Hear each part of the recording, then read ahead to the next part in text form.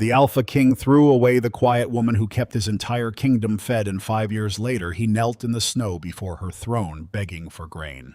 Before we begin, tell me in the comments where you are watching from, because what this discarded woman did next deserves witnesses everywhere. The bitter smell of damp grain hung in the Iron Ridge warehouse as Isolde pressed her ink-stained fingers flat against an open ledger and looked directly at the Alpha who had once promised to make her his Luna. Garrett did not look like a man visiting the woman he loved. He stood in the wide doorway with Lord Corbin at his shoulder and Corbin's daughter half a step behind her fur collar, white as fresh frost, while 2 guards waited by the doors with the particular stillness of men who already knew their orders. Isolde spoke first because the numbers could not wait for pride.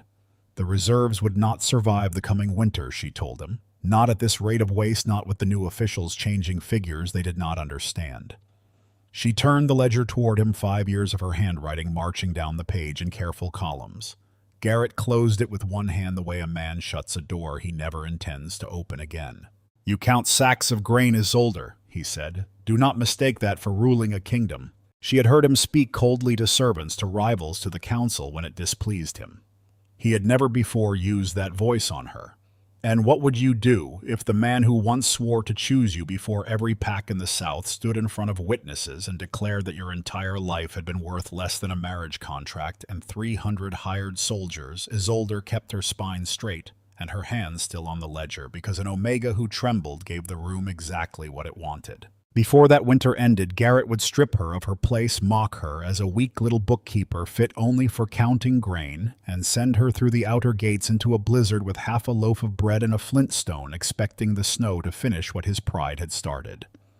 He watched her escorted away, believing he had discarded something useless. He had no idea that he was tearing out the one invisible pillar still holding Iron Ridge upright, and he could not have imagined, not in his darkest hour, that the next time he knelt it would be on the frozen stones of a northern throne hall in front of the most feared Alpha King alive, begging mercy from the woman he had thrown to the storm. The wind that night smelled of iron and coming snow. Isolde wrote one last line in her ledger and did not yet know she was counting down the days of another man's reign. What Garrett threw away had taken 5 years to build, beginning with the first morning Isolde rose before dawn and let herself into the grain stores with a borrowed lantern and a ledger nobody had asked her to keep. She had come to Iron Ridge with nothing but neat handwriting and a mind that would not stop counting. Within a season, the counting had quietly become the spine of the territory. Every morning before the cook fires were lit, she walked the rows of sacks and barrels, pressing her palm against the burlap to feel for damp marking weights, checking the medicine shelves for what the healers had used and what they would need before the next trade caravan.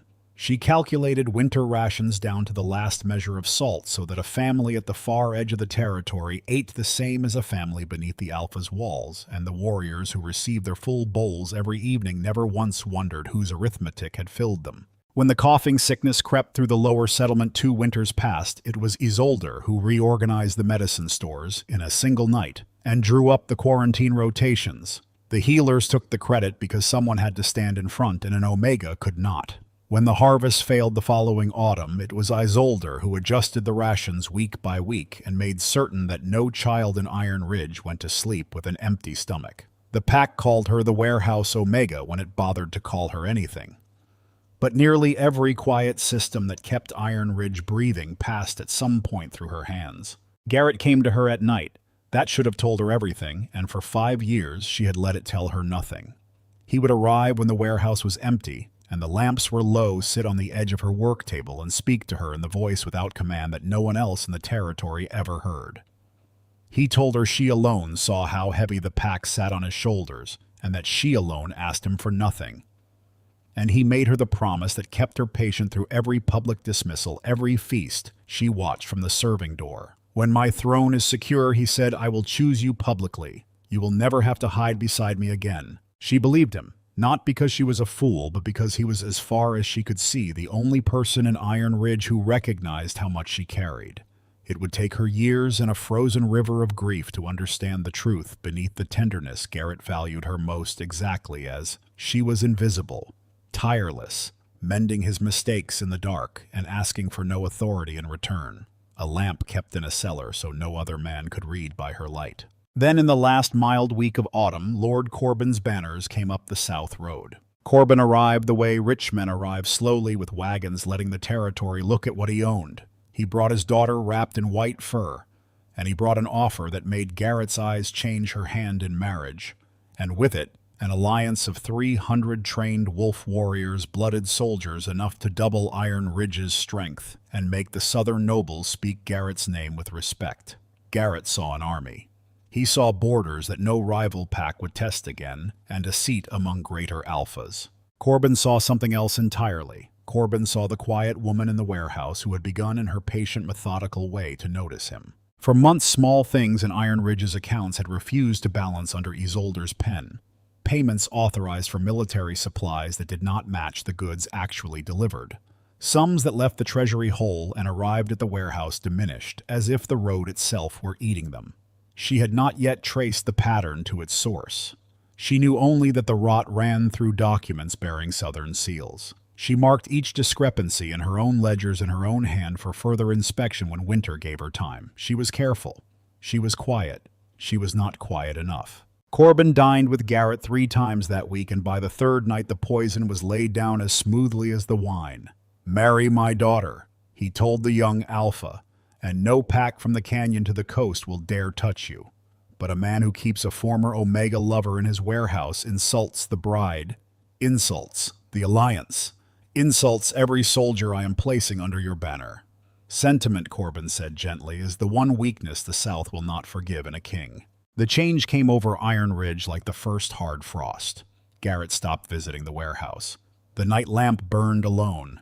New officials, Southern men with soft hands, began appearing among the grain stores, moving stock without records, changing numbers Isolder had spent years balancing. Her duties were reassigned one by one without explanation, the way furniture is carried out of a house that is quietly being sold. Isolder watched it happen and kept working because she believed the pack's survival mattered more than any man's silence. Her final act as keeper of the stores was a written warning laid on Garrett's own table. At the current rate of waste, Iron Ridge's warehouses held a few months of secure reserves, no more. She still believed even then that 5 years of loyalty would protect her. She did not know that in a warm room above the feast hall, Lord Corbin had already explained to her, Alpha, regretfully reasonably, that the woman who understood the accounts was far too dangerous to remain in Iron Ridge. The summons came on the first true day of winter, carried by a guard who would not meet her eyes. The council chamber of Iron Ridge was full when Isolder entered it, and the fire in the great hearth did nothing to warm the room. Garrett sat in the Alpha's chair. Lord Corbin stood beside it, one hand resting on a leather folder of documents the way other men rest a hand on a sword. His daughter sat near the fire in her white furs, watching, with the mild interest of a woman attending someone else's funeral. Corbin did the speaking. He unfolded his reports with ceremony and read out the charges in a voice made for courtrooms and betrayals. Grain missing from the stores season after season under the supervision of the warehouse Omega. Authority exercised far beyond the rank permitted to her kind. Theft, he concluded, and ambition. The 2 crimes an Omega could commit that no Alpha could pardon. Isolder listened to the inventory of her life's work recited back to her as evidence. Then she said clearly enough for the whole chamber that every figure in Lord Corbin's report could be tested in an hour. "Bring my original ledgers," she said. "Set them beside his numbers and let the council read both. Ink does not lie twice." For one long moment no one moved. And then Garrett said, without looking at her, that the council had seen documents enough. That was the moment Isolder understood. It was that refusal, that small, deliberate turning away from the one test that would have saved her, which told her the verdict had been written before she ever entered the chamber. He knew. Perhaps he had not built the lie, but he had chosen not to look beneath it, because beneath it was a marriage, an army, and a throne with no inconvenient woman standing near the accounts. Garrett rose then and announced what everyone but Isolder had already been told: his marriage to Lord Corbin's daughter and the alliance of 300 trained wolf warriors that would make Iron Ridge the strongest territory in the South. "Iron Ridge needs strength," Garrett said, and his eyes finally came to rest on Isolder, not a soft voice and a talent for counting sacks. She could have wept, or begged, or named the nights he had sat on her work table making promises. She did none of it. "Those sacks feed your soldiers," she said. Remove the person who understands them, and winter will judge you more harshly than I ever could." He chose to hear defiance instead of warning. Perhaps defiance was easier to exile. He gave the order with 2 words and a motion of his hand, and the guards took her arms, one on each side, their grips almost apologetic. Someone unpinned the iron ridge clasp from her cloak, the small iron leaf she had worn for 5 years, and the sound of it striking the stones was very loud in the quiet. A second guard laid 3 objects on the floor in front of the council, as the sentence required 1 worn wool-lined cloak, 1 flint stone, half a loaf of dry bread. The provision of exile measured for a death that could be called mercy. "Perhaps the wilderness," Garrett said, "will teach you what it means to be unnecessary." No member of the council spoke for her. Not the healers whose stores she had saved, not the quartermasters whose mistakes she had buried, not one man of the pack she had fed through 2 hard winters. Silence. She learned that day is also a verdict. She did not beg Garrett to love her. She asked him one final thing, and she asked it evenly: inspect the reserves before the deep cold comes. Protect the civilians first. The numbers are worse than Corbin has told you. Garrett turned his back on her. It was the last answer he would ever owe her. They marched her through the outer gates as the snow came down in hard, slanting flakes that struck her face and gathered in her hair. Behind her, the great gate closed with the sound of iron grinding against stone, a sound she would hear in her sleep for years. Isolde did not allow herself even 1 full minute of grief.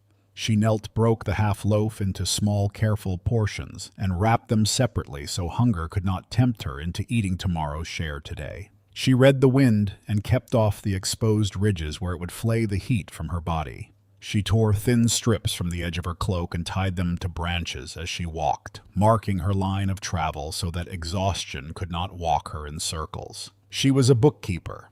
She survived the way she worked in small, exact, disciplined entries, one after another, refusing to skip a line. On the first night, she slept in fragments beneath a fallen pine. On the second day, her fingers went numb, and the flint became a cruelty, striking sparks her hands could barely catch. On the third day, with the bread gone and the whiteness of the world seeping into the edges of her mind, she crossed, without knowing it, the border stones of the territory the South spoke of only in lowered voices. Dyra Peak, the fortress of the Alpha King men called the Butcher of the North. She managed a dozen more steps toward the smoke she could no longer tell from cloud, and the snow rose up gently and took her. A northern patrol found her near dusk, half buried beneath drifting ice strips torn from her frozen cloak, marking the trail behind her like small gray flags. The soldiers of Dyra Peak did not leave people in the snow, whatever the South said of them. They carried her up through the gates, and the fortress, being what it was, put her in a stone detention room with a guard on the door. A southern Omega crossing the frozen border alone was either a tragedy or a spy, and Dyra Peak had survived a long time by checking. When she woke, a captain stood over her, arms folded, and asked why she had come north. Isolde's voice was a ruin of cold, but her words came out in perfect order, the way her ledger lines always had.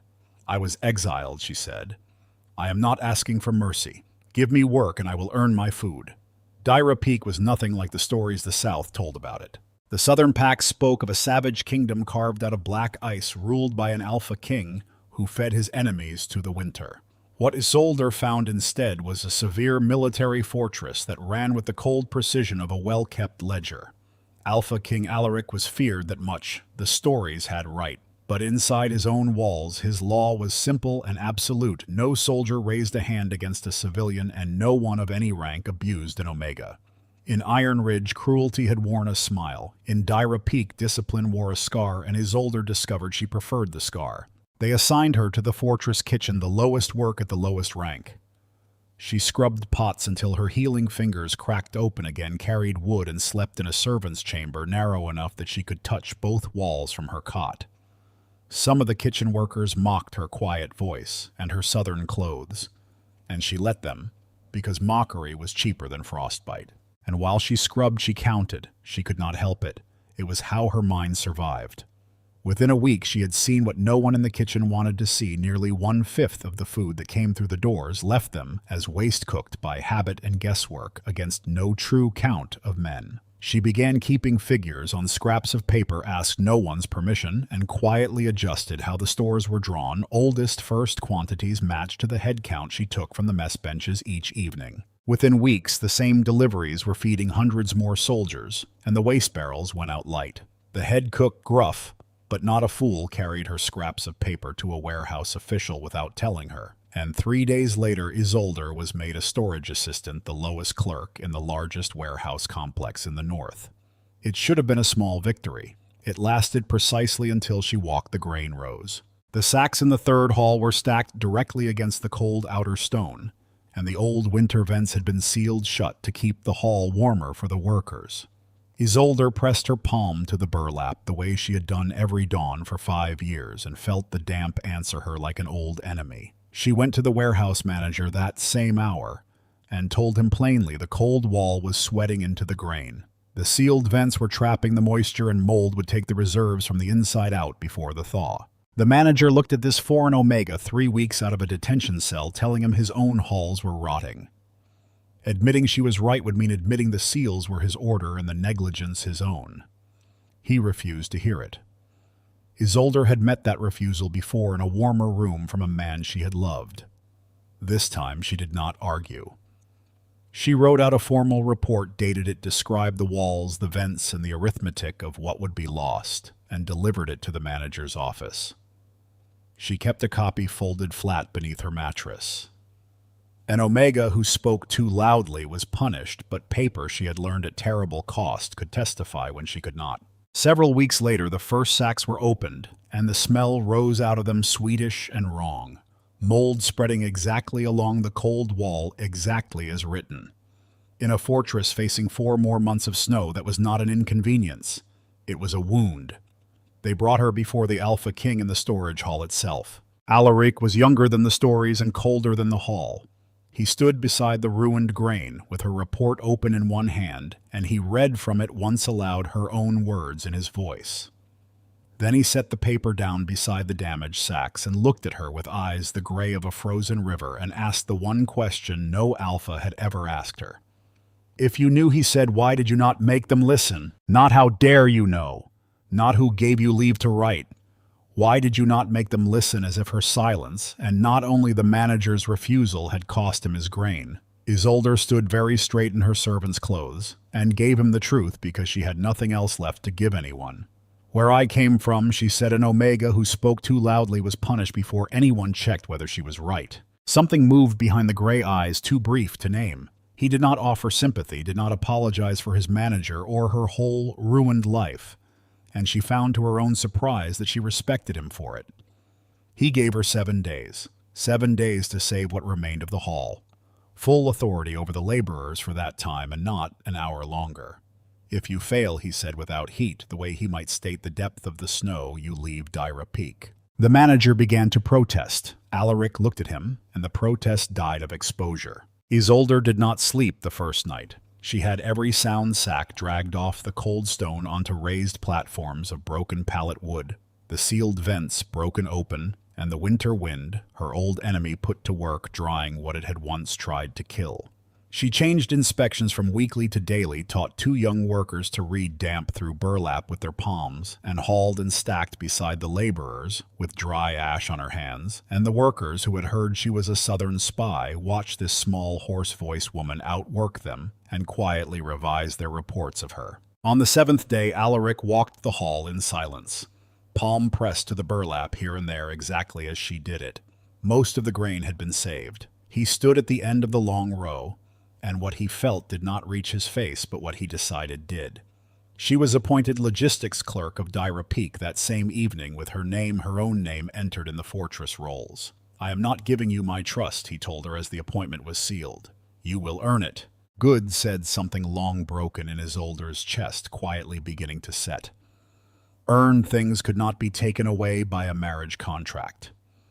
Earned things, it turned out, could be stacked like grain, one measured layer at a time. Isolde rose through Dyra Peak the way water rises through stone, slowly and visibly, and then all at once. As logistics clerk, she rebuilt the fortress inventory from memory and observation in a single season, replacing guesswork with counted fact.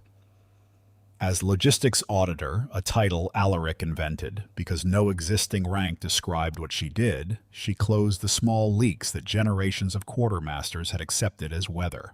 By the second winter, she was supply chain manager for the whole of the Northern Territory, and by the third, when the border garrisons drew up their war provisions, the plans crossed her table before they crossed the king's. The nobles of the North watched this ascent with narrowing eyes. A foreign Omega, a southern exile standing at the elbow of the Alpha King, and speaking of their granaries as if she owned them. They could not fault her numbers, so they went to work on everything else. Supplies she had routed were quietly rerouted to make her look careless. Figures she had verified were altered after her seal went on them. And beneath it all ran the whisper patient, as damp in burlap. She was a spy sent north by the packs that had pretended to cast her out. The whisper found its moment when a military convoy vanished on the eastern road, 12 wagons of winter provisions gone between two way stations, and the only person outside the War Council who had known its route was the Southern Omega who had planned it.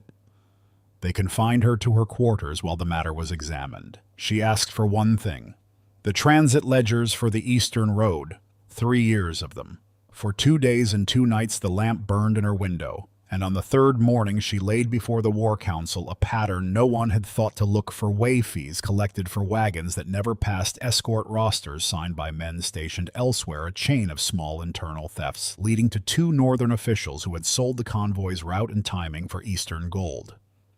The proof was in the North's own handwriting. It had been there for years, waiting for someone who read ledgers the way trackers read snow. When the council session ended, Alaric remained behind, and for the first time since the grain haul he spoke to her of something other than supply. The woman you dismiss as an Omega, he had told his council while the seals were still being verified, saw what a room full of alphas ignored. He did not repeat the compliment in private. Instead, he asked how she had known where to look and actually listened, while she explained that betrayal always leaves a residue in the accounts, because treachery is expensive and someone always writes the cost down. "You speak as someone who has audited a betrayal before," he said. "Only my own," said Isolde. "I found the error too late. The books were already closed." Something in his stillness changed then, and in return plainly, as if reporting a supply figure, he gave her the fact: no one in Dyra Peak dared mention a brother, an allied pack, a treaty sealed in friendship, and a border pass where that friendship had sold his brother's life for land. He had been young. He had trusted. The North had buried a prince and raised a king, who never again let anyone close enough to cost him anything. They were, she understood, 2 people keeping the same ledger from opposite ends, each of them balancing what love had stolen. What grew between them after that was not courtship. It was proximity of the truest kind, 2 minds working the same problems by one lamp. He began coming to the logistics hall in the evenings, the hour Garrett had once chosen, but where Garrett had come to be adored in secret, Alaric came to argue grain yields and road tolls, and disagreed with her openly as an equal, which she found more intimate than any promise made in the dark. When the Western survey crews reported the snow mass above the mining settlements sitting heavy and wrong that spring, it was her evacuation plan. The roads, the rations, the day-by-day rotation of 3,000 civilians that moved the villages before the avalanche came down and erased the valley floor. The miners' children were alive because a bookkeeper had counted them first. He asked her on the night the last survey came in the map room with no witnesses and no ceremony. "I do not choose you because fate commands me," he said. "I choose you because you are the only person whose judgment I trust beside my own." Isolde looked at him for a long moment and gave him the only condition she had left. "I will not stand behind your throne," she said. "I did that once, then stand beside it," said the Alpha King. They were married before the thaw, and the North, which had learned what she was worth long before its nobles admitted, it did not call her the warehouse Omega. It called her queen. Far to the south, past the border stones she had crossed half dead in the snow, the first reports were beginning to reach Iron Ridge, of a new power rising at Dyra Peak, and in a fortress with emptying storerooms. A young Alpha read them, and did not yet understand that he had already met her. The winter that followed her coronation was the one Isolde had predicted with a pen 3 years earlier on a warning laid on Garrett's own table. Iron Ridge came apart quietly at first, the way ledgers come apart one unbalanced line at a time. Corbin's officials had spent 3 years moving stock without records and selling reserves out the back gates, while the 300 warriors of the marriage alliance ate off harvest figures that existed only on paper. When the deep cold came early and stayed, Garrett ordered the reserve halls opened and found what Isolde could have told him he would find: air mold and arithmetic. The pack that had once eaten equally from her careful columns now stood in ration lines that grew longer as the portions grew smaller and the first children began to sicken in the lower settlement, in the same building she had once set aside for the coughing sickness. Garrett did what proud men do. He waited too long. He blamed the weather, then the merchants, then the very officials his father-in-law had given him, and Lord Corbin soothed him at every step, assuring him the southern caravans would come, while the caravans, for reasons Garrett could not discover, kept failing to arrive. By midwinter, the choice was no longer between pride and humility. It was between kneeling and burying his pack in the spring. And every trade road left open by the snow ran north, toward the one power in the mountains whose storehouses were full: Dyra Peak. The envoy's request for an audience reached the northern court with the first thaw winds, and Isolde read the seal of Iron Ridge on it in silence for a long moment before she spoke. Alaric watched her from across the map table. He knew her history by then, all of it: the night lamp, the promise, the 3 objects on the council floor. He asked her one question only: did she want him to refuse? No, said the Queen of Dyra Peak. Iron Ridge is starving. Its children did not exile me. Let him come and ask. She chose not to be announced. The throne hall of Dyra Peak was built to make kneeling feel like the floor's idea, a long, cold gallery of gray stone, where every footstep confessed itself out loud. Garrett walked it on a morning in late winter with the hollowed face of a man who had been eating his own pride for months. And behind him came his reduced retinue, and with them, smooth as ever in furs that had missed no meals, Lord Corbin. Garrett had rehearsed his petition to the Alpha King. He had rehearsed nothing else because nothing else was supposed to be in the room. Alaric received them from the throne, and beside the throne, not behind it, stood a woman in the deep blue of the northern court with a thin silver circlet in her dark hair, and Garrett, intent on the king, gave her the single flat glance a man gives furniture before his eyes went back to power. He began to speak the formal phrases of a starving territory dressing its hunger in diplomacy. He spoke well enough. Desperation is a good tutor. It was Corbin who recognized her first. Isolde saw it happen from where she stood, saw the exact moment the smooth face stopped being smooth, one heartbeat of naked calculation there, and gone like a crack in ice under snow.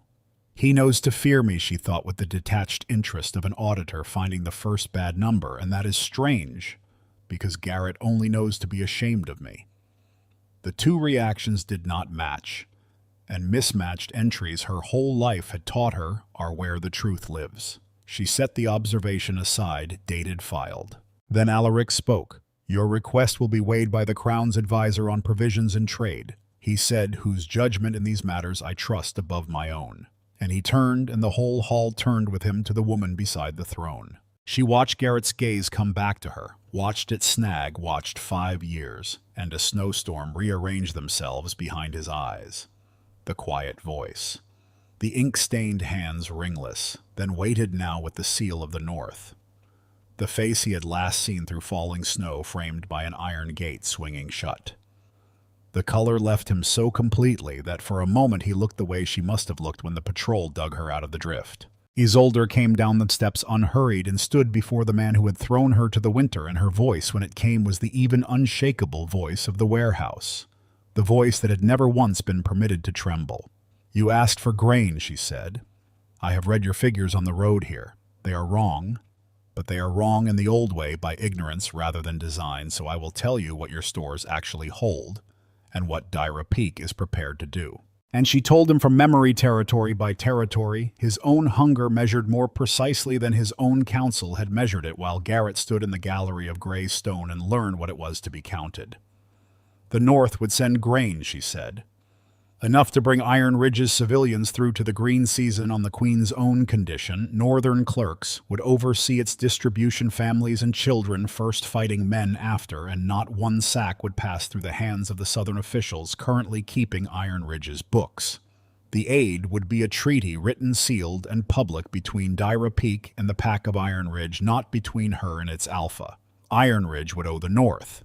Garrett would owe her nothing because she wanted nothing of his to hold. He found his voice at last, and what came out of it was her name. Only her name in the tone no one else in the South had ever heard, the night lamp tone, and it landed on the stone between them like something dropped from a great height. Isolde looked at him with no hatred at all, which was though she did not design it, so the cruelest thing she could have done. The children of Iron Ridge will not starve for their alpha's account, she said. Sign the treaty. Feed your pack.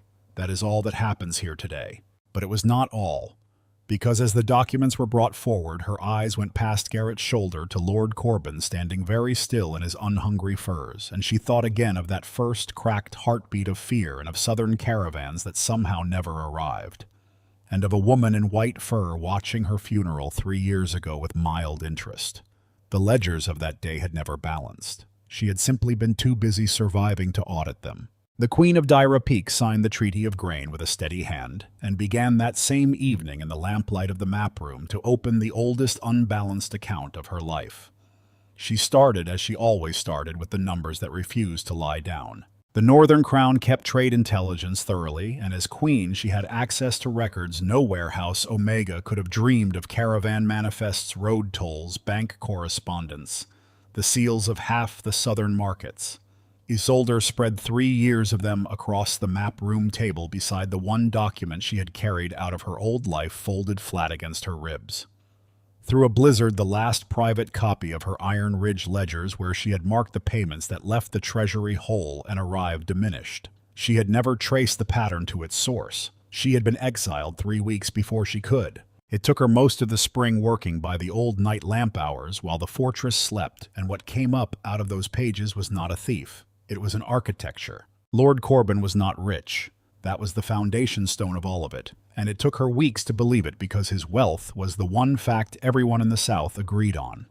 The banners, the wagons, the white furs, the dowry of 300 blooded warriors, all of it stood on credit, and the credit stood on a single instrument sleeping in the vaults of the Eastern Bank, sealed debt documents in the sum of 50,000 gold secured against Corbin's estate, signed in his own hand, renewed twice, and coming due. 50,000 gold was not a debt a lord repaid from harvests.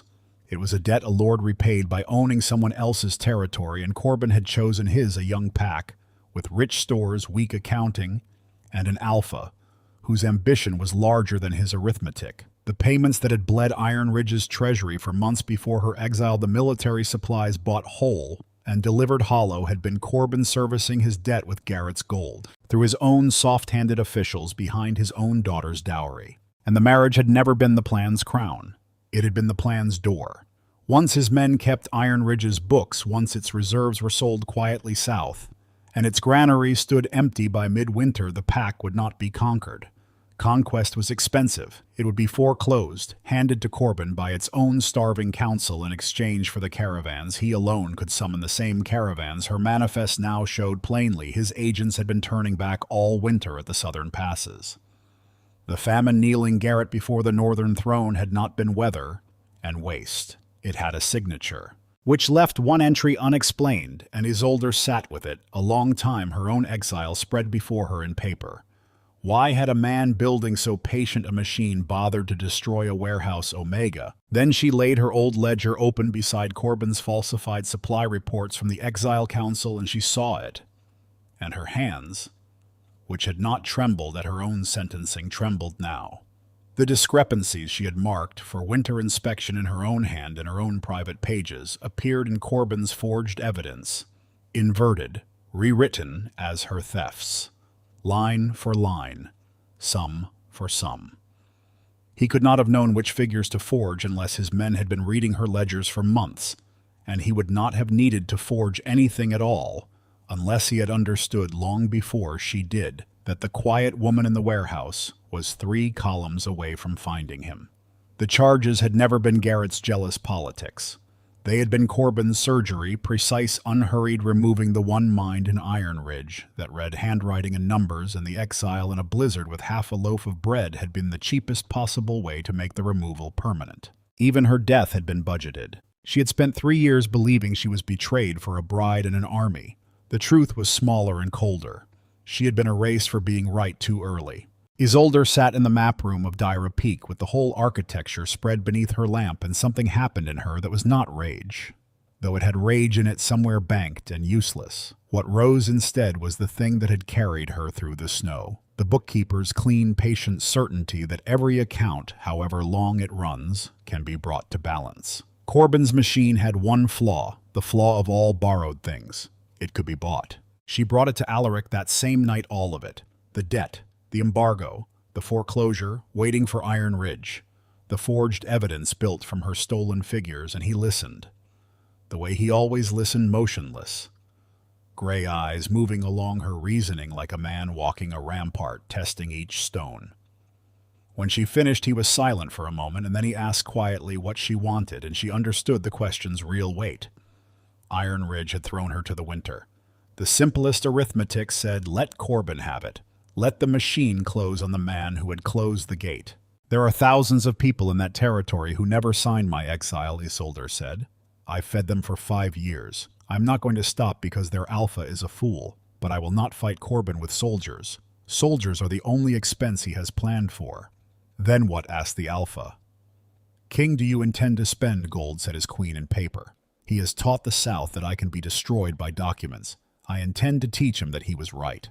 The plan she laid between them that night was simple and merciless the way winter is merciless. The Eastern Bank held 50,000 gold of Corbin's promises against Corbin's lands. The Eastern Bank did not care who redeemed those promises.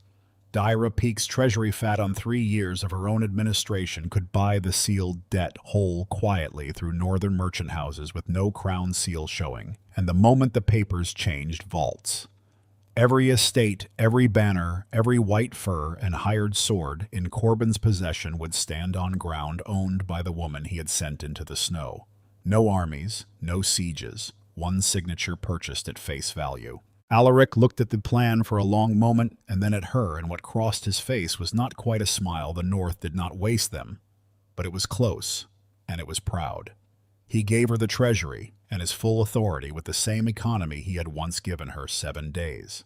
Within a month, the northern merchant houses began their quiet buying, and far to the south, in a fortress he already counted as his lord, Corbin dined again with the Alpha of Iron Ridge, unaware that in a mountain vault beyond the border stones, his 50,000 golden reasons for everything he had ever done were being counted sack by hands that had learned their trade in his victim's warehouse, and that the account of Isolde of Dyra Peak was open and accruing and due. The buying took the summer, and it made no sound at all. Northern merchant houses moving through intermediaries who had never heard the name Dyra Peak purchased Lord Corbin's sealed debt from the Eastern Bank in parcels patiently at face value, the way grain is bought before a war. By the first cold week of autumn, the last instrument crossed the border in a locked courier chest, and Isolde held in her hands, in a mountain vault, 50,000 gold worth of a man's entire life, his estates, his banners, his name. She did not announce it. A bookkeeper knows that an account is closed at the moment of maximum accuracy, not the moment of maximum noise. The first thing she did was stop paying his soldiers. The 300 blooded warriors wintering in Iron Ridge had never been a dowry. They were hired men paid on Corbin's credit, which now meant paid or not paid at the pleasure of the anonymous consortium that had bought his paper. The wages simply ceased. And when the mercenary captain sent hard-eyed men to Corbin's stewards to ask why they received, instead of gold, a quiet visit from northern agents carrying copies of the debt instruments and a simple message: the man you serve has been insolvent for 4 years and your contracts are worth exactly what he is. Winter was close, and mercenaries can count. By mid-autumn, the Alliance army that had purchased Isolde's exile was dissolving out of Iron Ridge in companies marching south toward employers who existed, and Garrett watched his borrowed strength walk away, unable to understand what was bleeding him, because the wound was made of paper. Corbin understood.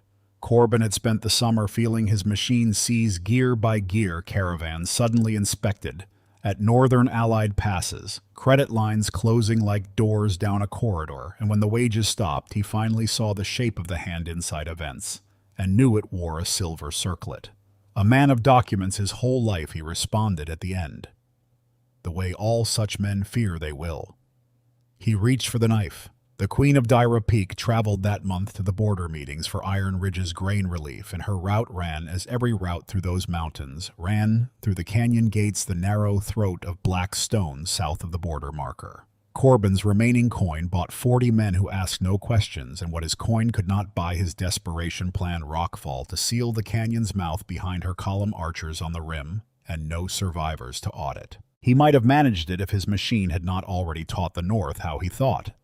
Isolde had read his correspondence for a summer. She knew he was a man who solved problems by removing people, and Alaric, who had buried a brother for trusting an ally's road, had refused from the first to let her ride that canyon with an ordinary escort. The king rode with her himself, with veterans of the border wars dressed as a grain commission, and northern scouts had been sleeping on the canyon rims for a week, even foreseen it was close. The rockfall came down early, sealing half the column outside, and the canyon filled with the flat snap of bowstrings from above. Isolde heard the scouts engage the rim, heard the fight come loose from every plan made for it, the way fights do, and then a shaft came off the high rocks toward her, with the whole winter behind it. She did not see it. Alaric did. The most feared Alpha King alive put his body between his queen and the arrow, the way a common soldier shields a child, without calculation, without an instant's pause, and took it below the shoulder, and the sound he made was not a king's sound, just a man's. What followed was brief and merciless.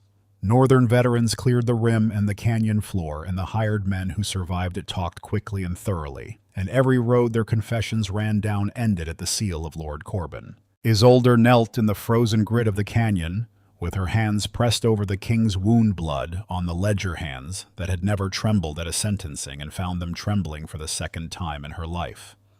He was conscious, gray eyes on her face, and what he said before the healers reached them was, "Now, we are even. I have also been saved by someone I could not make myself distrust." He would live, the healers said.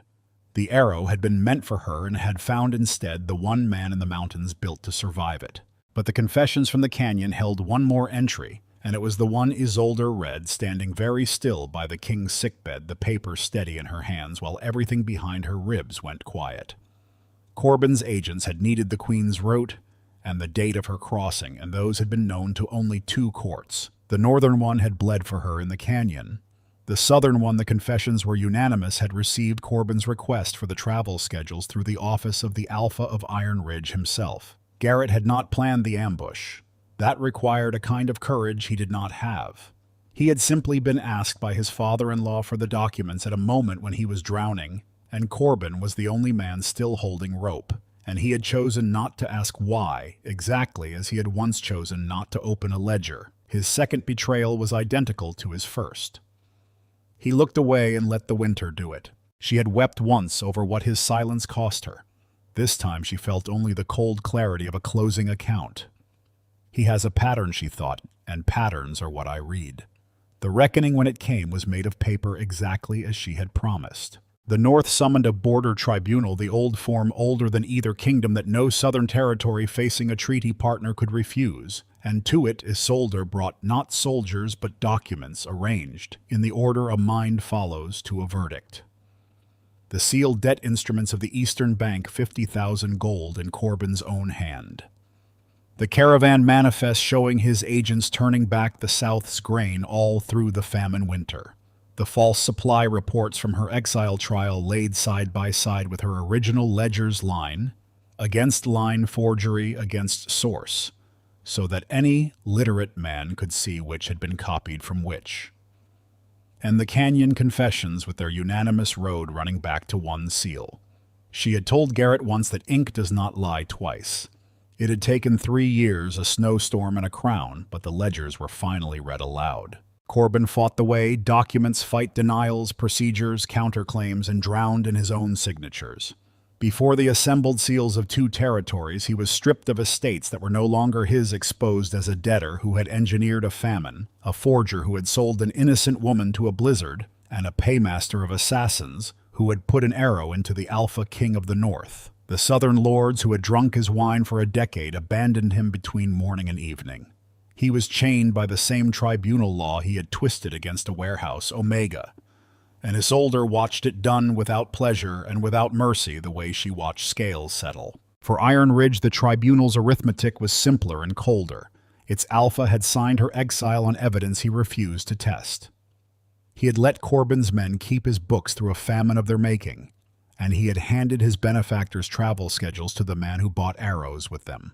The Council of Iron Ridge voted its own verdict that same month, and the sentence was published at every gate. Garrett was stripped of the Alpha's chair of the pack seal of the territory his father had left him, and given to the judgment of the Northern Crown he had wronged. They brought him to Dyra Peak in the first true week of winter, and he knelt because there was nothing left in him to stand on the frozen stones of the Northern Throne Hall before the most feared Alpha King alive, and before the Queen the King had taken an arrow for. The hall was full, as her council chamber had once been full. The fire in the great northern hearth did nothing to warm the room. Isolde had waited 3 years for this sight without ever once planning it, and now that it lay at her feet, she found it look smaller than a warehouse. Garrett begged, not with dignity. Dignity had gone out of him with everything else, but in the night lamp voice, the one that had never carried command, offering her at last, far too late, every public word he had once promised, that she had been the best of Iron Ridge, that he had known it even as he signed. Mercy, he said, for the sake of what she alone had seen in him. Isolde came down the steps of the Northern Throne, unhurried, as she had come down them for his treaty, and stood over the man who had once closed her ledger with one hand and shut a door he never intended to open again. "I saw your accounts," she said. "That is all I ever saw, and I have one final audit to deliver." She nodded once, and an aide of the Northern Court came forward and laid 3 objects on the stones in front of his knees in the sight of the assembled hall, as the sentence required. 1 worn wool-lined cloak, 1 flint stone, half a loaf of dry bread. The hall made no sound at all. Garrett stared down at the provision of exile measured for a death that could be called mercy, and understood in front of 2 courts and the woman he had thrown to the storm exactly what was being returned to him to the ounce. "You once told me not to mistake counting sacks of grain for ruling a kingdom," Isolde said in the even voice of the warehouse, the voice that had survived him. "You were right. Counting was never ruling. It was witnessing. I counted your promises and your debts, and the children your pride starved, and the arrow your silence sharpened. Today I counted your final mistake." She turned her back on him, then the last answer she would ever owe him, and walked up the steps to stand beside the throne in the place she had chosen, while the guards raised the man who had been an alpha, and took his arms, one on each side, their grips not even apologetic. They marched Garrett through the outer gates of Dyra Peak as the snow came down in hard, slanting flakes, with a worn cloak on his back, a flint stone in his fist, and half a loaf of dry bread wrapped at his belt, and the great gate closed behind him with the sound of iron grinding against stone. The Northern Court had debated harsher sentences. It was the Queen who chose this one. She was not giving him death or sparing him from it. She was giving him the exact sum she had received, no more, no less, and letting the winter conduct its own honest audit of what he was. Whether he survived it as she had would be entered in no book of hers. Her account with Garrett was closed. Iron Ridge. She treated differently because Iron Ridge had never been Garrett. Under the Treaty of the 2 Crowns, the pack that had fed on her arithmetic for 5 years was reorganized under a civilian council. Quartermasters, healers, harvest masters, the people who kept things alive, seated above the warriors for the first time in its history, with northern clerks to teach them and northern grain to hold them until their own fields came back. Isolde wrote the founding charter of that council in her own hand, and into its first article she set the sentence she had carried out of a blizzard, the law she had learned at the price of everything, that the strength of a pack is measured not by its loudest voice, but by its most invisible work, and that no one who labors for the pack shall be cast out as useless. No one, the charter read, is unnecessary.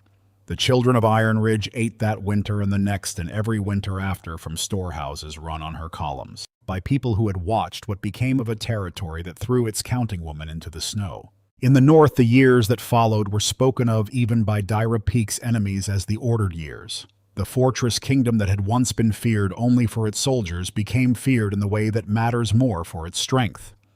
In every season, granaries that never failed roads, that never starved a treasury that other territories borrowed against a court where a report written by the lowest clerk could reach the throne if the numbers in it were true. That last law was the Queen's, and everyone knew it, and everyone knew why. Alpha King Alaric ruled as he had always ruled, severe, exact, merciless to cruelty, but those who stood close to the throne saw what the stories left out, how the gray eyes went quiet when they rested on the woman beside him, the one advisor whose judgment he had never once had cause to audit the wife he had chosen, with the only vow that had ever meant anything to either of them. Not fate, not hunger. Trust earned in a grain hall sealed in a canyon, kept every day since. On the evening of the day the Charter of Iron Ridge was ratified, Isolde walked alone through the storage halls of Dyra Peak as she still did each season, past the raised platforms and the open vents and the young clerks who pressed their palms to the burlap exactly as she had taught them. At the end of the last row, she opened the great ledger of the North, the one her own hand had begun as a kitchen servant's scraps of paper, and she wrote the season's final line and dated it. 5 years of service repaid with a blizzard. 3 days of snow repaid with a crown. A debt of 50,000 gold, a forged trial, an arrow meant for her heart, all of it entered, all of it answered, nothing carried forward. She looked at the page for a long moment. A woman who had been called too quiet, too small, too unnecessary, and who had outlasted every voice that said so. And then Isolde, Queen of Dyra Peak, wrote the words she had waited her whole ruined and rebuilt life to write, and closed the book gently the way you close a door you no longer need to guard. Today the ledger is balanced. If this story of the quiet woman who outcounted them all stayed with you, subscribe for more tales where the discarded rise, the proud kneel, and every debt comes due. And tell me in the comments, should Isolde ever have forgiven him, or was the balanced ledger the only mercy he deserved? I read every answer.